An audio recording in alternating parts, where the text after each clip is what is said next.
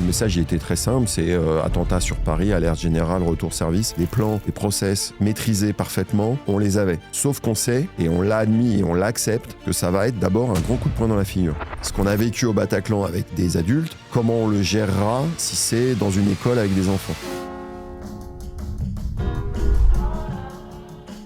Bonjour à tous, bienvenue sur le podcast Face au vide. Aujourd'hui, j'ai la chance de recevoir Mathieu Langlois. Bienvenue, merci beaucoup de prendre un petit peu de temps pour venir à mon micro. Mathieu, est-ce que tu peux te présenter, me raconter qui tu es ? Alors merci Ségolène pour ton invitation, je suis ravi d'être là avec toi. Je suis un médecin de 55 ans, anesthésiste réanimateur, qui a un parcours riche, mais ce qui m'a toujours inspiré dans mes choix, c'est vivre des expériences humaines. J'ai choisi au début la médecine d'urgence, puis l'anesthésie-réanimation. Pour ça, je voulais faire du secours en montagne quand j'étais jeune. C'était vraiment pour me confronter à des moments difficiles avec un engagement pour les autres et de le vivre de façon collective. Et tous mes choix de carrière, entre guillemets, ont été portés par ça. Et c'est ce qui m'a amené ensuite, via aussi le sport, à intégrer le RAID, donc qui est l'unité d'intervention de la police nationale, où je suis resté quasiment 15 ans. Et donc là aussi, où j'ai vécu beaucoup de moments où justement le collectif devait être performant, même si peut-être le mot, on y reviendra, mais performant dans des moments particulièrement difficiles, voire le chaos extrême. Voilà.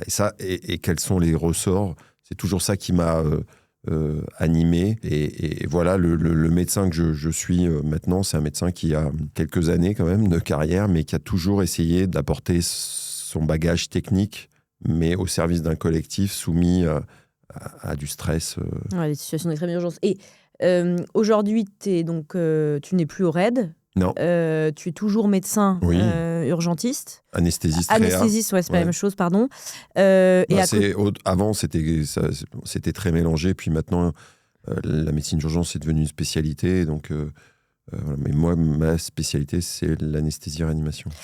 Et à côté, tu donnes aussi des conférences, t'animes des séminaires. En fait, quand j'ai quitté le RAID, je cherchais je travaillais avec l'ESSEC déjà à l'époque. J'avais fait rentrer un groupe de travail de l'ESSEC au RAID, et puis après on avait essayé de créer des ponts entre justement le RAID et la gouvernance hospitalière, mais par rapport à la crise.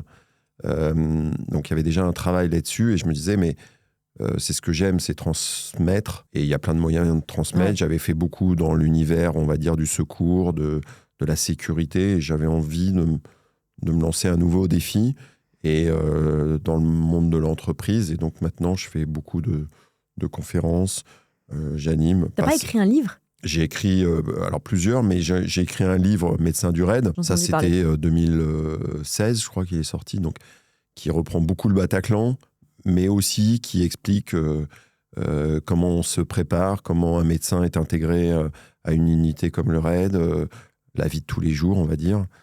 Et évidemment, je suis revenu sur le déroulé de la nuit du 13 novembre en essayant d'apporter un regard de médecin, c'est un regard humain, en ayant un peu de pudeur, mais en expliquant quand même les choses avec les bons mots, pour que celui qui lit le livre puisse comprendre comment on s'est engagé dans le Bataclan, comment on a organisé le sauvetage des blessés, comment tout ça s'est coordonné, et puis quels sont les enseignements qu'on doit en tirer. Et tu as vécu effectivement dans ta carrière, pour comprendre le RAID, donc il y a des policiers, ouais. Et il y a aussi des médecins, c'est ça ? Il y en a... Juste en fait, le RAID, c'est un service de gestion de crise, on parle de gestion de crise, qui regroupe essentiellement des policiers, mais en fait de plein de petites boîtes à outils. C'est une boîte à outils avec plein d'outils. Dans les outils, il y a la négociation, il y a les tireurs, il y a les fractions, il y a les groupes d'assaut, passons. Et il y a aussi un groupe où il y a des médecins. Okay. Et donc, un des outils, c'est le secours. En situation... d'extrême urgence. Oui, d'extrême urgence par rapport à une menace. C'est-à-dire que la spécificité des médecins, du RAID, du GIGN, de la BRI, c'est d'être capable d'intervenir dans une zone où personne ne va, en tant que soignant, en tant que pompier, parce qu'il y a un danger qui est tel qu'une opération de secours classique ne peut pas être menée. Et donc notre formation, notre sélection, notre entraînement est fait pour pouvoir, dans cette zone de grand danger, pouvoir secourir et organiser les secours. Voilà, et c'est ce qui s'est passé le 13 novembre. Et comment tu rejoins le RAID en tant que médecin? Tu as des tests, Alors, maintenant, il y a des sélections. Quand moi, je suis rentré, le processus de sélection était différent. C'est-à-dire qu'on allait chercher les profils qui intéressaient. On voyait si ils faisaient l'affaire. Et dans ce cas-là, on les prenait sur une période de test. Et on les mettait à l'épreuve, on va dire, pour voir ce qui valait, ce qui était mon cas. Après, maintenant, quand j'y étais, on a voulu justement formaliser un peu les choses et donc on a monté des vraies sélections pour les médecins. Tu me racontes une des situations, je pense, les plus difficiles et les plus peut-être risquées que tu as vécues, notamment le 13 novembre avec le Bataclan. Ça commence par un appel où tu me racontais juste avant, off, que tu étais papa et que tu entendais du coup maintenant les cris de ton petit Malo, qui étaient des cris plutôt plaisants par rapport à d'autres. Tu te rappelles de cet appel du 13 novembre? Qui t'appelle dans ces cas-là? Non, alors c'est des messages, c'est pas des appels. Je me souviens très bien. Alors j'ai plusieurs téléphones et un beeper et donc tout sonnait. Avec le message, il était très simple, c'est attentat sur Paris, alerte générale, retour service. Ça, j'ai envie de te dire, c'est pas notre quotidien, mais on était habitués et on était formés. Moi, ça m'a pas stressé à ce moment-là. C'est mon job. Et j'étais ma compagne, enfin mon ex-femme, j'étais avec elle et je lui ai dit, ben voilà, on écoutait un concert. Je lui ai dit, écoute, je suis désolé. Je remonte, il y a des attentats sur Paris, comme ça. Et la preuve, c'est que je ne l'ai pas plus stressé que ça. Donc, et elle est rentrée... Et quand tu dis que tu as l'habitude, pourtant, il n'y a pas des attentats quand même tout le temps. Mais non, mais il y a des entraînements, il y a des exercices. Et tu sais pas D'abord, quand on avait vécu l'hypercachère avant, on avait déjà vécu des situations difficiles. Et tu sais pas quand c'est un exercice, si, tu sais. Alors, si, mais c'est en ça qu'il y a une préparation qui est exigeante. C'est de faire en sorte d'être préparé, mais sans savoir ce que tu vas avoir à rencontrer. Et moi, je dis souvent qu'il y a une phrase qui probablement résume un peu l'état d'esprit qui était le mien à ce moment-là quand les téléphones sonnent, c'est « je ne sais pas ce qui nous attend, mais je sais qu'on est prêt ». D'abord, c'est collectif. Et c'est vraiment ça, c'est l'état d'esprit qui est entre confiance et prudence. C'est trop tard. Soit on n'est pas prêt. Dans ce cas-là, il ne faut pas se poser la question, il ne faut pas y aller. Soit on est prêt, et dans ce cas-là, il faut avoir vraiment confiance en soi dans le sens collectif du terme. Et là, on y va. Et c'est plus là, il ne faut plus se poser des questions, de savoir est-ce que, pour moi, pour ma part, pour les médecins, est-ce qu'on sait s'occuper de blessés, d'un afflux de blessés, c'est-à-dire organiser de la priorisation, du triage, est-ce qu'on sait faire des gestes, est-ce qu'on sait... voilà. Tu sais ton job, ça. En tout cas, il faut se poser les questions avant. Et avec honnêteté et exigence, si avant on pense qu'on n'est pas bon, deux solutions. Soit on bosse plus, soit on n'y va pas. Soit on n'est pas à la bonne place. Donc, et donc, quand le téléphone sonne, c'était ta question, là, c'est pas une émotion particulière, c'est juste, il faut aller faire le boulot, même si c'est ce qui est dit dans cette phrase, je sais que ça va pas être facile. Et donc, du coup, comment ça se passe? Tu me racontes un peu. On est préparé à en prendre. Mike Tyson, qui est un grand philosophe du XXe siècle, disait tout le monde a un plan jusqu'à ce qu'il ait pris un coup de poing dans la figure. C'est exactement cet état d'esprit. Des plans, des process maîtrisés parfaitement, on les avait. Et voilà. Sauf qu'on sait, et on l'a admis et on l'accepte, que ça va être d'abord un grand coup de poing dans la figure. Déjà, le fait de l'accepter, de le visualiser, je peux te garantir que ça change complètement l'état d'esprit dans lequel tu vas intervenir. Ok. Donc, tu es appelé, tu arrives sur les lieux, combien de temps après? Alors, c'est pas si facile que ça. D'abord, on se regroupe, on s'équipe, on se prépare. Tout ça, Tout ça, c'est quelque chose... Avec beaucoup d'infos ou pas? Très peu, zéro. Là, on est dans la routine, hein, c'est-à-dire que tout ça, ça a été largement préparé et on le fait régulièrement. Et là, les infos, elles sont totalement confuses. On sait qu'il y a des terroristes, combien, je ne sais même pas si à ce moment-là on a le nombre. On sait qu'il y a des blessés, des morts, des risques d'explosion et de tirs. Bon, voilà, point. C'est ce niveau d'information. Et c'est peut-être une question bête, mais est-ce qu'en tant que médecin du RAID, tu es équipé... Alors, je suis équipé protégé. Je suis équipé pour de protection balistique, c'est-à-dire que j'ai le même équipement que les policiers, mais je ne suis pas armé. Okay. Parce que ma fonction, elle n'est pas d'aller neutraliser la menace. Ma fonction, elle est de m'intégrer à cette protection par rapport aux menaces, cette capacité à rentrer dans une zone très dangereuse, mais sans faire n'importe quoi. C'est hors de question que le médecin il aille devant les tirs, devant les policiers du RAID, apporter le bouclier. Enfin, je veux dire. Et c'est quoi donc vous vous préparez, c'est quoi ton esprit, ton état d'esprit, c'est... À ce moment-là, ouais. Je te l'ai dit. Je sais pas ce qui nous attend, mais je sais qu'on est prêt. C'est-à-dire que et puis là, c'est les regards. Hein. On se regarde beaucoup dans ces moments. On se regarde et on le sait. Le regard nous dit ça. C'est-à-dire que moi, je vois dans le regard des opérateurs du RAID, des policiers, ils me disent « Attends, t'es là avec moi. Hein. » Et moi, je leur dis la même chose dans le regard. Je dis « Attends, moi, j'y vais pas sans toi. Hein. » Et c'est cette énergie dont on a besoin pour ensuite être déterminé, engagé, et puis avec la lucidité pour pouvoir mener des actions. Du coup, vous vous préparez et ensuite, vous allez sur le lieu. Ensuite, il y a un temps de trajet déjà. Entre le moment où on part, il y a 20 minutes à peu près, voilà, ce qui est long.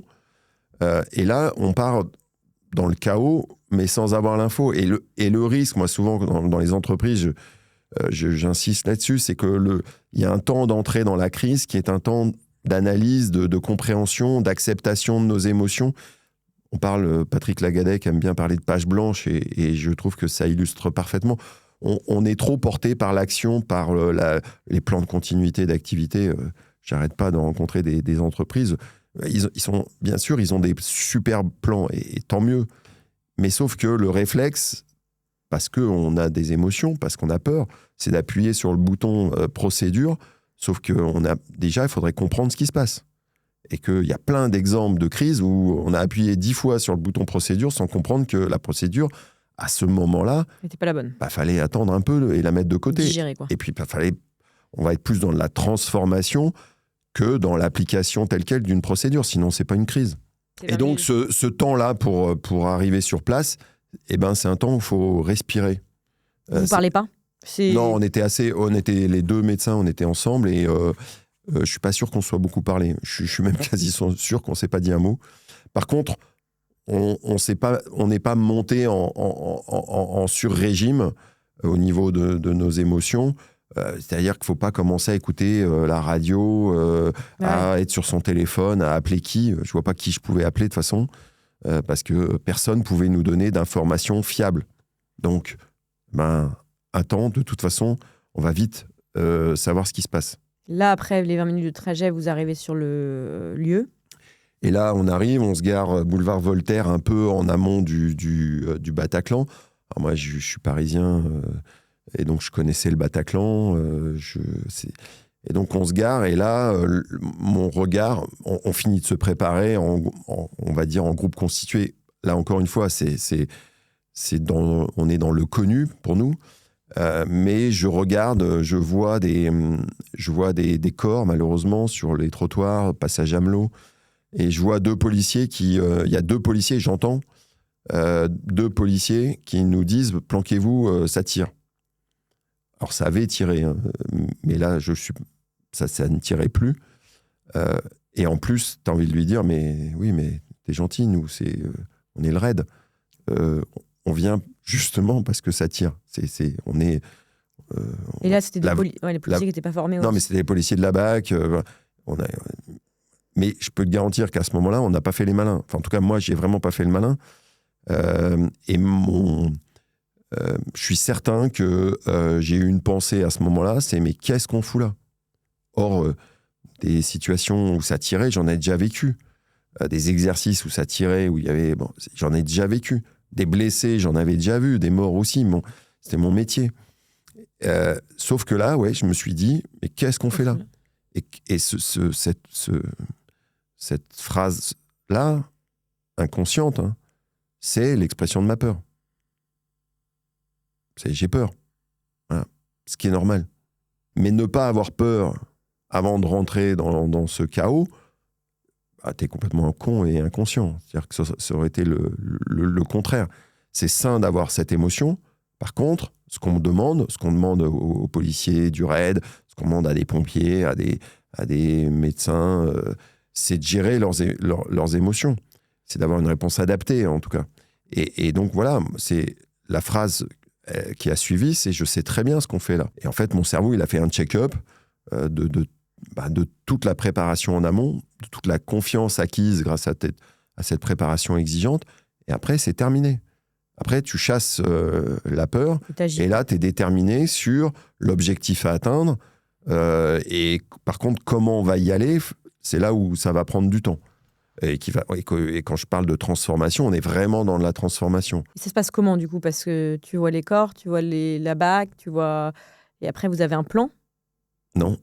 Si, le plan, je ne vais pas dire qu'on n'avait pas de plan. Le plan, on avait travaillé des dizaines et des dizaines d'exercices. On savait, en tout cas pour nous les médecins, c'était très simple. La stratégie, c'est évacuer tous les blessés encore vivants de la zone de danger, donc on parle de zone rouge, le plus vite possible. Et ce qu'on avait appris à faire, on avait développé des process pour pouvoir le faire avant l'assaut, si j'ai le feu vert du commandement. Ça, c'est ce qu'on avait travaillé. Donc ça, c'est le plan. Après, la réalisation, c'est pas comme dans le plan. Ça va être plein de petites actions qui sont de l'adaptation, de l'agilité permanente pour finalement arriver à l'objectif final. Mais il ne faut pas penser que tu arrives... D'abord, il y a le temps de compréhension et d'analyse, donc ça veut dire qu'il faut rentrer dans le Bataclan pour avoir une compréhension globale de la situation. Donc là, tu rentres dans le Bataclan ? Oui, parce que si tu t'arrêtes au premier... J'ai une question bête, mais la porte était ouverte ? Oui, mais je rentre pas seul. Hein. Oui, avec toute l'équipe. Je rentre avec toute l'équipe. Et puis, il y avait des policiers qui étaient déjà rentrés avec nous, des BAC, commissariat. Il y avait une équipe de la BRI, il y avait une équipe C'est combien de personnes, à peu près ? Alors après, la première équipe de la BRI, ils étaient 7. La première équipe du RAID, je crois qu'ils étaient 6. Ça, ils étaient rentrés un quart d'heure à peu près avant nous. Les délais, il ne faut plus me demander parce que je ne connais pas bien les délais. Et nous, on est arrivés, on devait être une petite trentaine, 25 peut-être. Puis après, il y a des policiers. Et eux, ceux qui sont arrivés avant, vous débriefent Ah non, ils sont déjà, ils sont positionnés. Alors après, il y a des relais, il y a de l'information qui est passée par radio. Les terroristes étaient toujours dedans ? En fait, il y en avait un qui avait été neutralisé sur la scène et 2 qui étaient à l'étage, qui étaient toujours dedans. Ok. Donc les premiers groupes d'urgence qui sont arrivés en précurseur avant nous, eux, ils sont allés faire en sorte de figer la situation pour pas que les terroristes puissent sortir. Voilà, ça a été leur mission. Et ni blesser d'autres personnes. En tout cas, pas sortir. Le problème, c'est blesser, c'est plus compliqué parce qu'on ne sait pas. D'abord, il peut y avoir un sac avec de l'explosif, avec une commande, et puis tout le théâtre explose. Les tirs, les cloisons du Bataclan, c'est pas que des murs porteurs. Et donc, des armes comme des Kalachnikov, faut pas penser que les projectiles vont traverser certaines cloisons et risquent de blesser beaucoup de monde. Pas forcément juste sur le site. Et donc, quand tu arrives, il y avait déjà un terroriste qui était maîtrisé. Mais ça, je m'en occupais pas, moi. Toi, tu t'occupes pas. Et toi, tu regardes même pas ça. Non, en fait, j'ai des flashs, mais moi, j'étais concentré sur les blessés et les morts. Mais t'arrives à... Parce que t'as quand même quelqu'un qui a une arme... Non, parce que je suis totalement en confiance. Sur le fait qu'ils vont te protéger. Sur le fait que je suis pas là tout seul. Je suis là dans un dispositif où j'ai ma place, mais je suis complètement intégré. Et je sais très bien que n'importe quel mec du RAID va me dire « Attends, t'as vu où t'es là ?» Et puis, l'entraînement et la formation fait que je sais aussi, moi, sentir, les voir, je les vois évoluer, j'ai les informations, tout ça. Donc, je vais aller là où est ma place, pas là où il faut vraiment pas être. Et donc ça se travaille au quotidien à force de faire des exercices. C'est pour ça qu'on ne peut pas arriver là par hasard. Ok, et du coup, là, t'arrives. Toi, ton job, c'est de sortir le plus de blessés possible. Alors, notre job, je suis pas le seul, mais notre job, c'est... C'est 2 médecins? On est des 2 médecins du RAID et un médecin de la Berry. Ok. Et notre job, il est de mettre en œuvre ce qu'il faut pour arriver à notre objectif, qui est d'évacuer le plus vite possible l'ensemble des gens qui sont encore vivants et pris au piège de ce chaos. Parce que tout peut, encore une fois, les tirs peuvent reprendre, tout peut exploser. Et donc, l'objectif, il est très simple. C'est tout le monde dehors le plus vite possible, blessé comme non blessé. Avec une organisation, avec des outils. On parlera peut-être du triage, voilà, mais tout ça, c'est ce qui va nous aider à mettre en œuvre les actions pour que ça aille le plus vite possible. Et comment tu fais? C'est quoi le triage? Alors, je déteste le terme, que les choses soient claires. Je déteste le terme triage. C'est horrible, mais c'est un terme qui a été utilisé en médecine de catastrophe, qui est de l'aide à la décision pour un médecin qui arriverait face à un afflux, donc beaucoup de blessés, et il est seul, ou on est peu, en tout cas la ressource est trop faible pour faire ce qu'on ferait dans la vie plus normale. Et donc c'est un outil d'aide qui va nous dire, on va prioriser, on va prendre en priorité telle personne, telle personne, telle personne. Puis telle personne, on n'oublie personne, hein. L'idée c'est pas de oui, bien sûr. Mais l'idée, c'est de rendre fluides les évacuations. Et nous, on s'était rendu compte que, en faisant plein d'exercices, finalement, la gravité des blessures, on s'en fichait complètement. Dans le cœur de l'action d'une situation comme le Bataclan. La priorité pour être vraiment rapide sur les évacuations, c'était pas tellement la gravité des blessures, ça, on le fera plus tard. Dans l'enfer de cette situation, c'est d'abord tous ceux, par exemple, qui peuvent marcher. Donc on avait fait des exercices où on s'était aperçu que si on demande déjà à tous ceux qui peuvent marcher de venir vers nous, on va gagner énormément de temps. Sauf que dans le Bataclan, donc c'est ce qu'on a fait. Hein, t'as pas des choses comme les enfants Non, c'est pas ça. Non, alors ça, par exemple, c'est une bonne question ce que tu dis, parce que la réflexion par rapport aux enfants, voire aux très jeunes enfants, on l'a eu après le Bataclan. C'est-à-dire qu'on évolue nous aussi. Hein. Cette réflexion, se dire, ok, ce qu'on a vécu au Bataclan avec des adultes, comment on le gérera si c'est dans une école avec des enfants? Alors, c'est pas très agréable, hein, mais mon univers est pas très agréable. Mais ce qui est important, c'est de se dire, on a réfléchi, on s'est posé des questions. Et évidemment, la même situation dans une école, tu la géreras complètement différemment qu'avec des adultes. Ça, c'est des réflexions qu'on a eues après. Et au Bataclan, mais il y avait quand même des enfants, non? Non, il n'y avait que des grands enfants. Ok. Et tu dirais que... Qu'est-ce que tu as... Parce que je suppose qu'après chaque épreuve, on apprend des choses. Qu'est-ce que tu as dû apprendre beaucoup au Bataclan dans une situation d'extrême urgence? Et c'est quoi les... J'ai appris beaucoup sur moi, d'abord. J'ai appris beaucoup sur les autres. Sur les autres, c'est à la fois mes collègues au RAID, mais aussi sur d'autres personnes.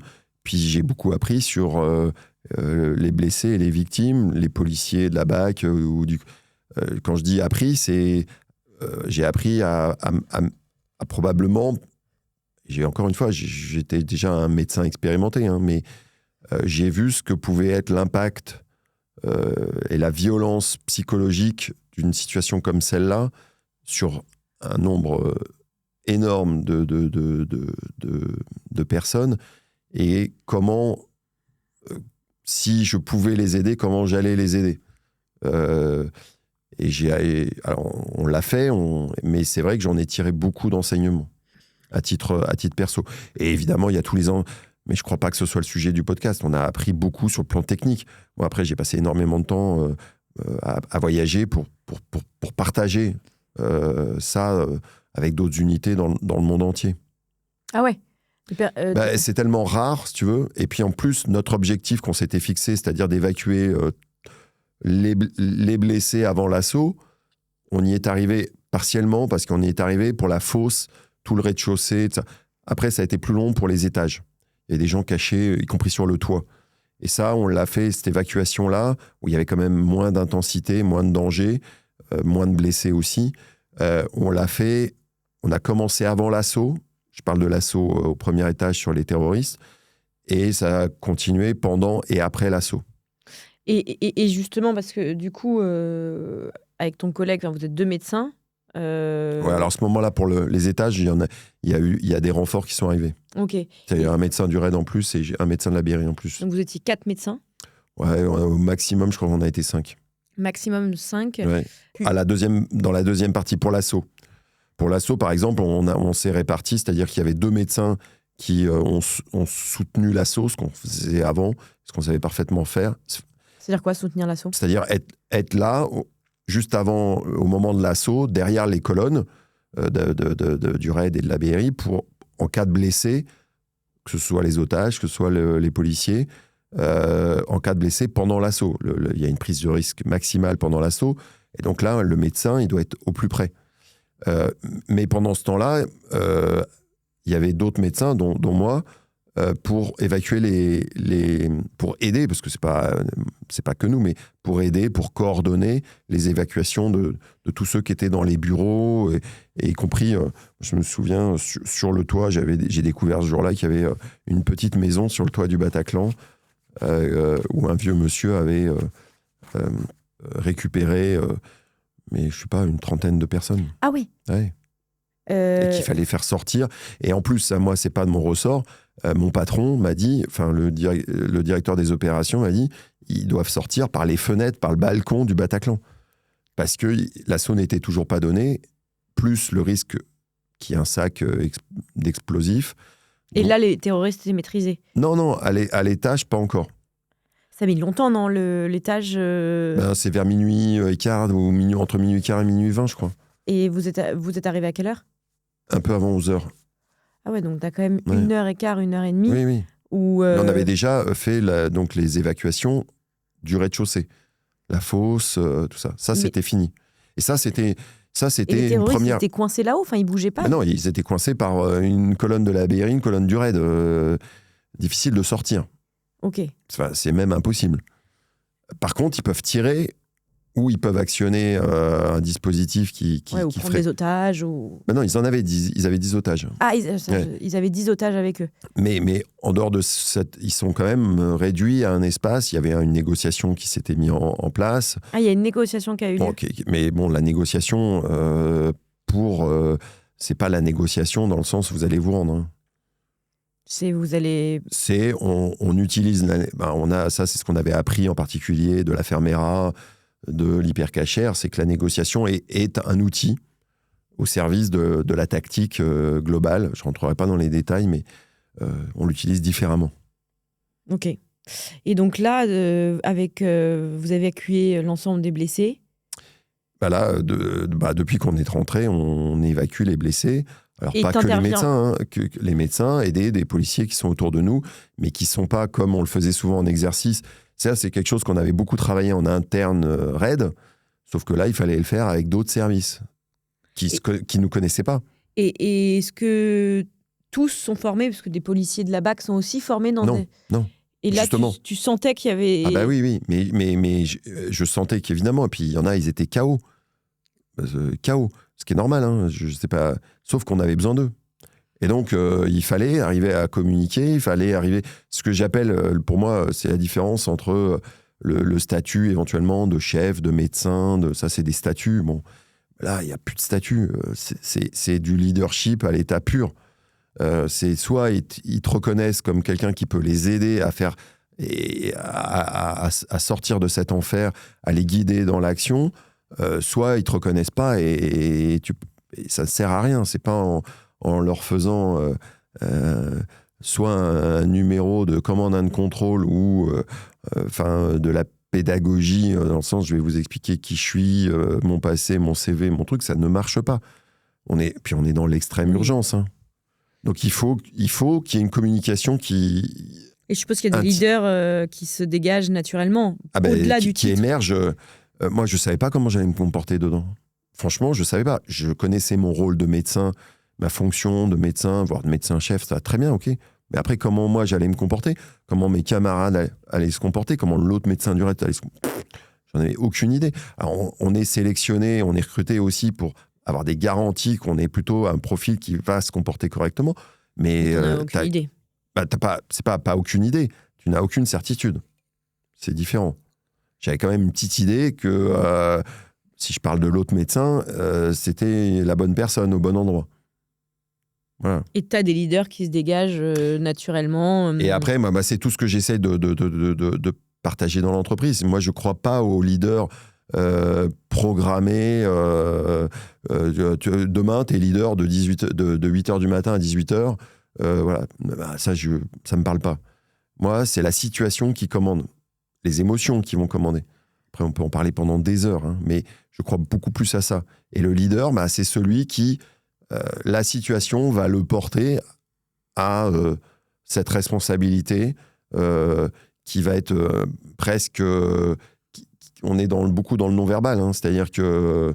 dans les regards. Son leadership, il passe par la reconnaissance des autres de façon naturelle. Si tu me dis, moi je suis le leader, tu dois m'écouter, à mon avis, tu as déjà perdu une grande partie de ton rôle de leader qui doit justement rassurer, inspirer confiance. Et ça, plus tu vas ordonner, plus tu vas verticaliser, plus tu vas être rigidifié, moins tu vas y arriver. Alors après, tu auras des sujets obéissants. Je suis quelqu'un d'obéissant, donc ok, je vais exécuter. Mais je ne serai jamais rassuré. Si je parle dans montagne, tu vois, la montagne, c'est un bon exemple, la mer aussi. Quelqu'un qui te dit je suis ton chef, tu m'obéis. Ça marche pas. Si, tu vas obéir, mais sous contrainte, puis tu vas sortir KO. En tout cas, ça ne te permettra pas de faire quelque chose d'exceptionnel, ça c'est sûr. Or, nous, on avait besoin que tous ceux qui étaient là fassent tous ensemble quelque chose d'exceptionnel. D'un peu exceptionnel. Et du coup, vous arrivez petit à petit à évacuer l'ensemble des otages? Ouais, en tout cas, on évacue tous les blessés ou victimes blessées, on va dire psychologiques, enfin tous ceux qui étaient encore là, on les a évacués. La partie la plus dangereuse avant l'assaut, au premier étage. Et puis, comme je t'ai dit, les bureaux et le toit, ça a pris un peu plus de temps. Ça a été commencé avant l'assaut et ça a été terminé après l'assaut. Et sur place, dans le Bataclan, tu n'as pas soigné, tu n'as pas réanimé ou... Alors, dans le Bataclan, les médecins, on a fait des gestes de sauvetage. Ce qui est du secourisme. Hein. Du premier secours, ouais. C'est du niveau... Alors, on l'a fait avec, parfois, on a fait des gestes un peu plus médicaux, mais c'était vraiment du sauvetage. Parce qu'on n'est pas là, on ne peut pas perdre de temps. Et puis, encore une fois, il y a énormément de blessés. Donc, et notre objectif, c'est de les faire sortir. Les faire sortir pour qu'ils soient emmenés vers une zone beaucoup plus safe. Ouais, parce que là, tu as toujours le risque d'une bombe en plus. Voilà, une zone safe. On va parler en couleur, elle va être verte. Maintenant, on parle orange ou vert, peu importe. Et là où ils vont retrouver les pompiers, éventuellement le SAMU après, et puis les hôpitaux. Donc, c'est une chaîne continue. Nous, on est en avant, et puis il y a toute la chaîne qui suit. Et le but, c'est d'être complémentaires les uns avec les autres, donc coordonnés. Et tout ça, ça dure jusqu'à minuit et demi? Alors, même plus, parce que l'évacuation du toit et tout ça, c'est un peu plus, à mon avis, ça a dû finir vers quasiment les 1h du match. Encore une fois, en tout cas, c'était au moins une demi-heure après l'assaut. Et puis après, il y a tout le travail qu'ont fait les pompiers, le SAMU, les hôpitaux, qui a continué, et puis qui, malheureusement, pour certaines victimes, continue encore. Et aujourd'hui, tu as des victimes qui t'ont particulièrement marqué? Enfin, tu arrives à... Non. Non, c'est vraiment... Parce qu'une fois qu'ils sont, toi, à 1h du matin, ensuite, tu continues ou t'es KO? Eh ben, c'est le bon mot, ouais. En tout cas, je suis épuisé. Ouais, tu dois être épuisé. Je suis épuisé, mais un épuisement sain, c'est-à-dire l'épuisement où tu dis j'ai donné le maximum. Je suis physique, c'était très physique, c'était très dur psychologiquement, donc on est vidé. T'es vidé, il n'y a plus un pet d'énergie, mais plus un. Donc là, t'aspires qu'à une chose, c'est rentrer d'abord à la base, te laver, il y a tout un tas de choses à faire. Et puis après, moi, j'avais, c'est un peu ma façon de faire tout le temps, j'aime bien un petit moment un peu avant faire un sas, en fait, pas rentrer directement chez moi, pas ramener tout ça à la maison. Et donc, ça peut être c'est le temps de l'omelette qui est un moment cher au raid. Voilà, mais là, c'était pas le cas. Ça peut être aller boire une bière éventuellement dans une salle dont on dispose. Pour décompresser et pas rentrer. Ouais, voilà. Tu racontes à tes proches ou... Non, très peu. Et là, ce jour-là, je l'ai pas fait. Et j'ai fait plein d'erreurs. Après, je suis allé à la Pitié où je travaillais, pensant, je sais pas pourquoi j'y suis allé d'ailleurs, et c'était pas une bonne idée, parce que bosser, alors que moi j'avais fait mon job. Ah, tu t'es dit je vais aider? Non, pas du tout. Non, pas du tout. Je voulais que ce moment un peu dur, mais ce sas, au lieu de le partager, ce que j'aurais dû faire avec mes copains du raid, j'ai voulu le faire avec d'autres relations à l'hôpital. Voilà, c'était pas un bon choix. J'ai pas l'explication. Parce qu'ils étaient pas avec toi dans le raid. Non, bien sûr que non. Ceux à l'hôpital, c'était tes collègues de tous les jours, entre guillemets. Oui, mais j'avais rien à partager avec eux à ce moment-là. Et tu dis que tu as fait d'autres erreurs? Et l'autre erreur, c'est qu'après, il devait être 5h du mat. Et au lieu de rentrer chez moi, me coucher, dur de trouver le sommeil tout de suite, je me suis dit, tiens, je vais pas réveiller toute la baraque. Je vais attendre qu'une boulangerie ouvre pour acheter des croissants. Et là, j'ai passé 1h30 dans ma bagnole, tout seul, comme un con. Je sais très bien où j'étais garé, à attendre que la boulangerie à côté ouvre. Sauf qu'au début, je me suis dit, elle va ouvrir à 6h, puis elle ouvrait pas. Elle a ouvert, je crois, à 7h. Les croissants étaient dégueux. Je donnerai pas l'adresse. Et donc ça, c'était con. C'est pas grave, j'en garde. C'est pas grave, mais si c'était à faire, ou si je devais conseiller quelqu'un, je lui dirais surtout, tu fais pas ça. Mais tu penses aussi que c'était peut-être le traumatisme du Bataclan et non, tu n'avais pas trop les idées claires à aller voir. Non. Bon, après, tout le monde peut analyser tout, mais non, je crois que j'avais pas envie de rentrer trop vite chez moi, j'avais pas envie de réveiller la baraque. Et puis au début, j'avais envie d'un petit moment convivial que j'ai loupé. Et puis après, je me suis mis en tête que j'allais amener des croissants. C'est aussi simple que... Mais je voulais ramener des croissants à la maison. Et tu dirais, c'est quoi la chose la plus difficile que tu aies fait au Bataclan? J'ai fait des choses plus difficiles en dehors dans ma vie de médecin. Voilà. C'est-à-dire que sur le plan... je pense on s'était vraiment préparé à ça. Et donc finalement, est-ce que ça a été difficile?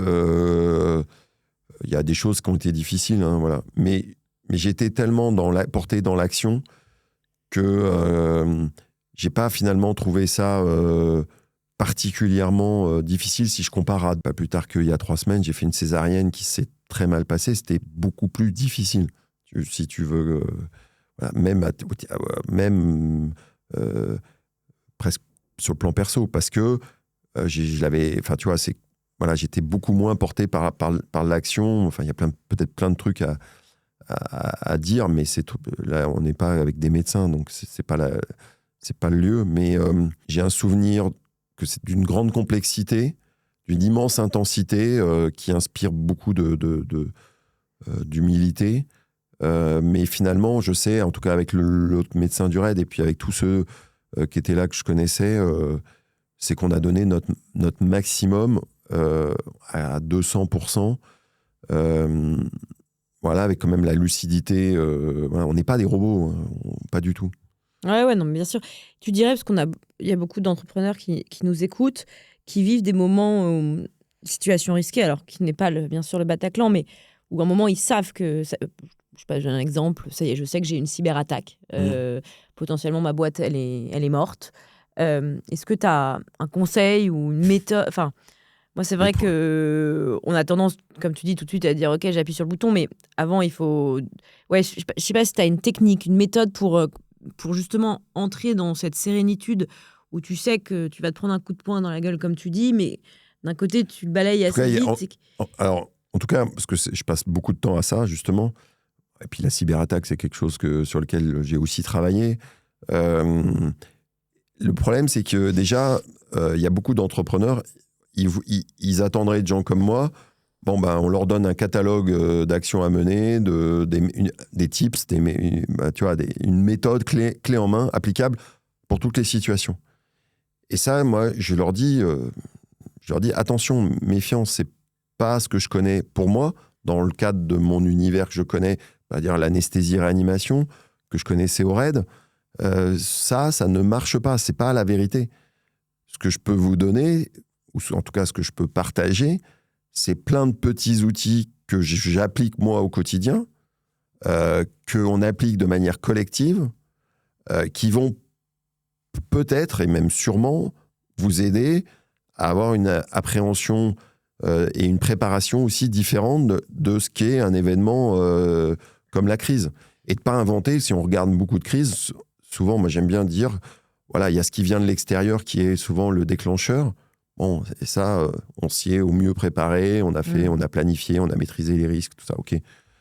Enfin, il y a toujours des trous dans la raquette, hein, toujours. Et tes outils, c'est quoi alors ? Mes outils, ça va aller de la préparation mentale, ça va aller dans l'agilité de process, dans la simplification de certains trucs, tu vois. Et donc la préparation mentale, c'est... Mais la préparation mentale, c'est pas un podcast qui va nous permettre, mais tu veux, la préparation mentale, pareil, si tu veux, moi, on est tous différents.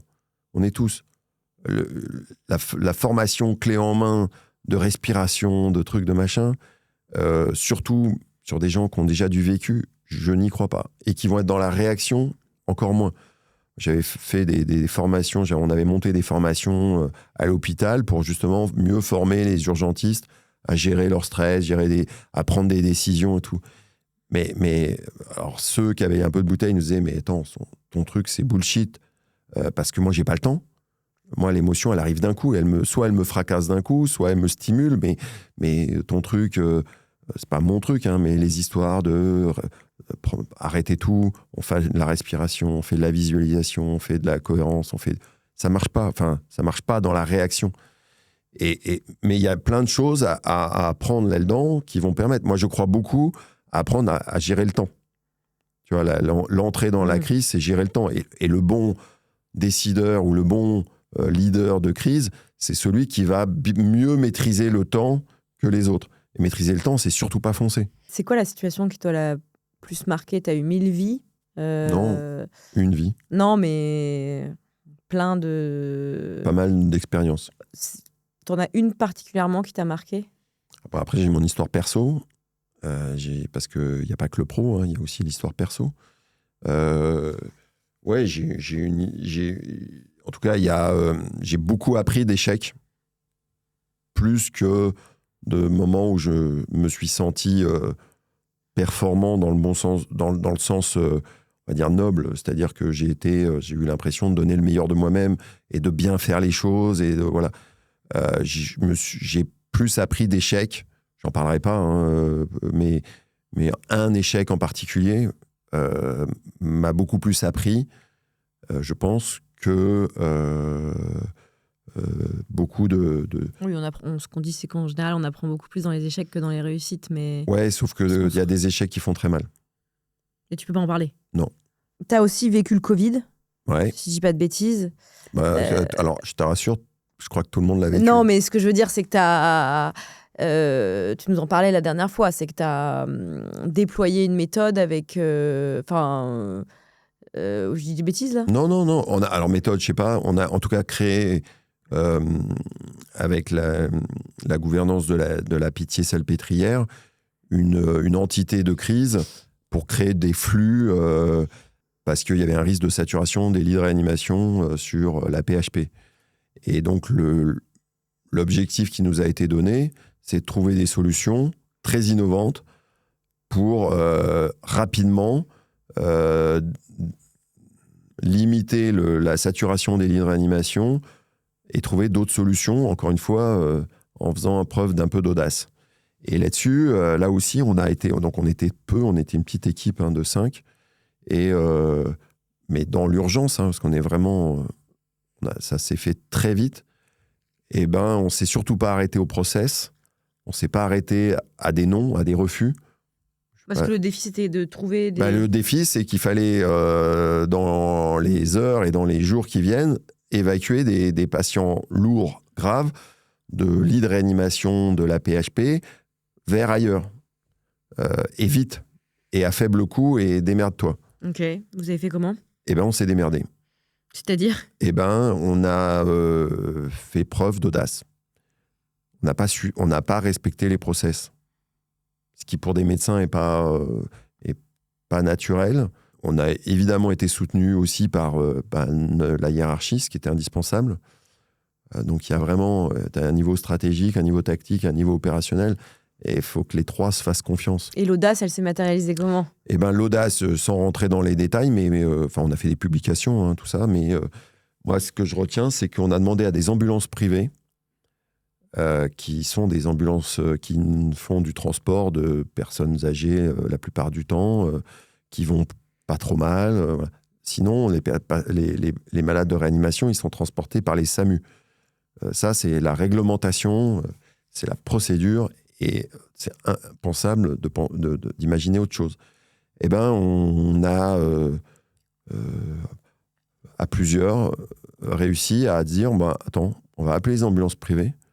On va leur dire, voilà, est-ce que vous seriez engagé avec nous dans ce projet C'est-à-dire de déplacer certains malades. Est-ce que vous acceptez de transporter un malade lourd, qui demande des soins lourds?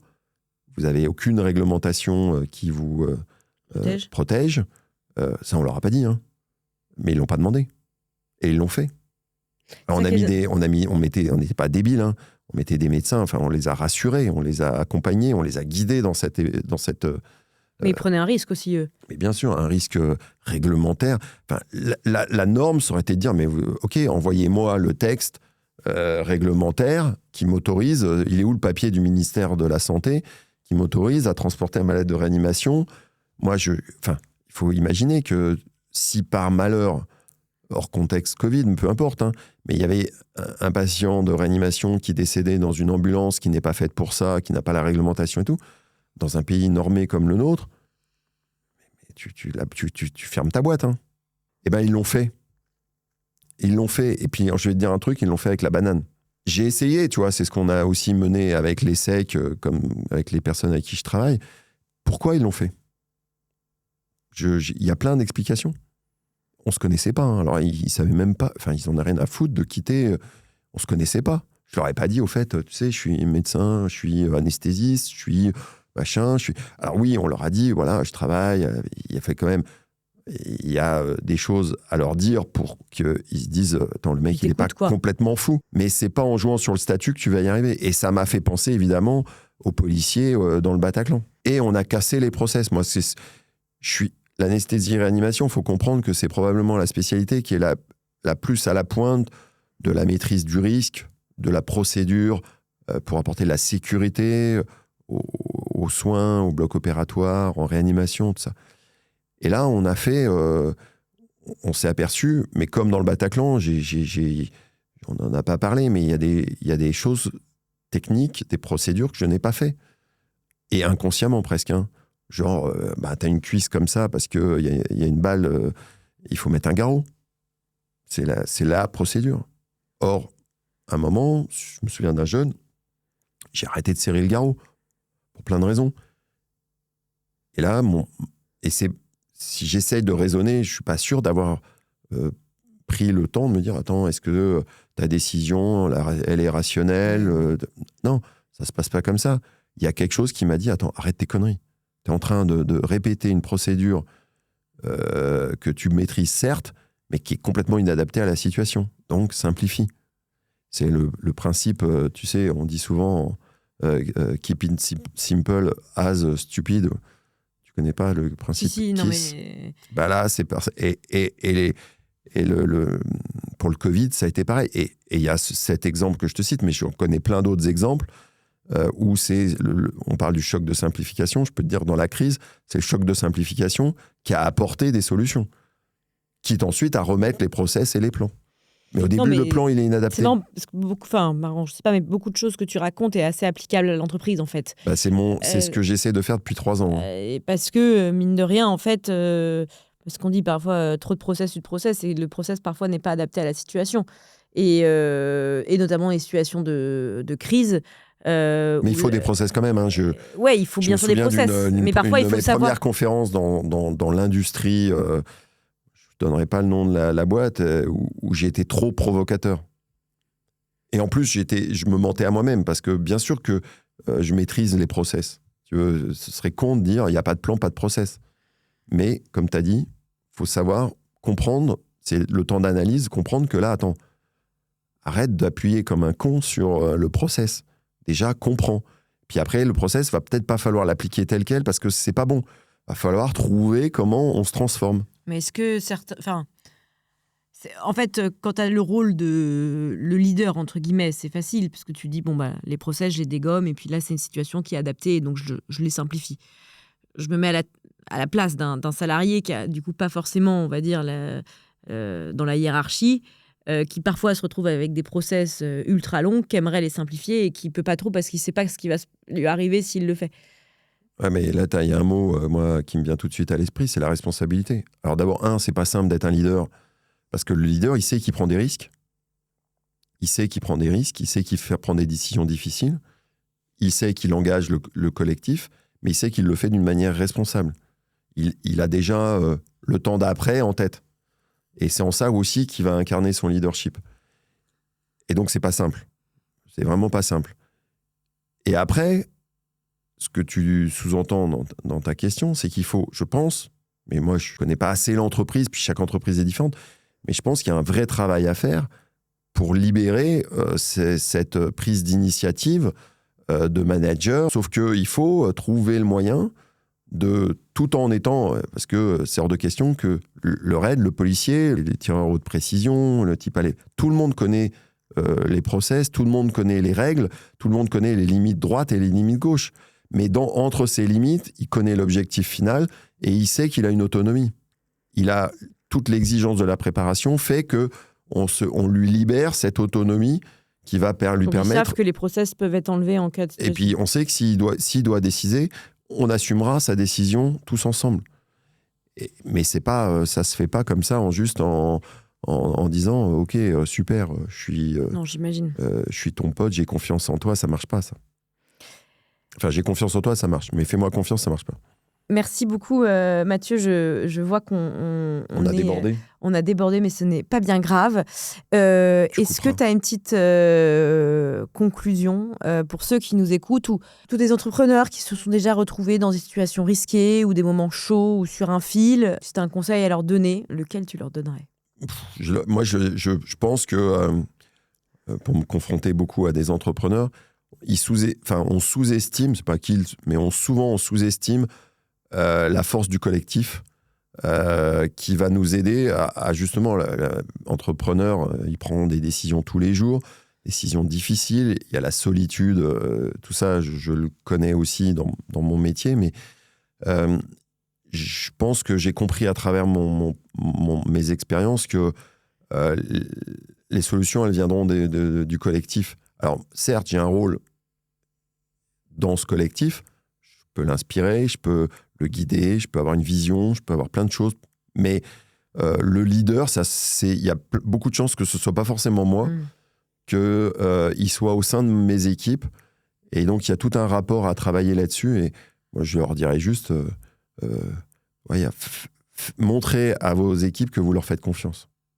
Ok, hyper intéressant, merci beaucoup. Dernière question et après je te laisse. Est-ce que tu as un invité que tu me recommanderais à interviewer qui a déjà vécu une situation très risquée, qui pourrait venir la raconter? Alors moi, tu as compris que j'aimais les gens de terrain qui ont vraiment vécu et qui ne sont pas dans la théorie. Donc je mettrais de côté tous les sachants. Mais j'ai un copain médecin qui a vécu une cyberattaque. Donc ça parle bien aux entreprises. Qui a vécu une vraie cyberattaque alors qu'il était le chef des urgences dans un hôpital dans une région montagneuse. Et c'est quelqu'un qui a une humilité totale et qui, quand il te le raconte, Il le raconte avec toute sa vulnérabilité, toute la vulnérabilité de son équipe, mais aussi tous les enseignements qu'ils en ont tirés, et c'est d'une richesse énorme. Ok, il s'appelle comment ? Il s'appelle Jean Fabre. Jean Fabre. Ok. Merci beaucoup, Mathieu. J'étais ravie, franchement, de t'avoir mon micro. Je trouve que tout ce que tu racontes, il y a plein de choses qui sont applicables. Et d'ailleurs, c'est ce que tu me disais que tu essayes de faire depuis 3 ans au monde de l'entreprise, au monde de l'entrepreneuriat. Donc, un grand merci pour ton temps. Merci beaucoup à tous de nous avoir écoutés. On était avec Mathieu Langlois et je vous dis à très bientôt pour un prochain épisode.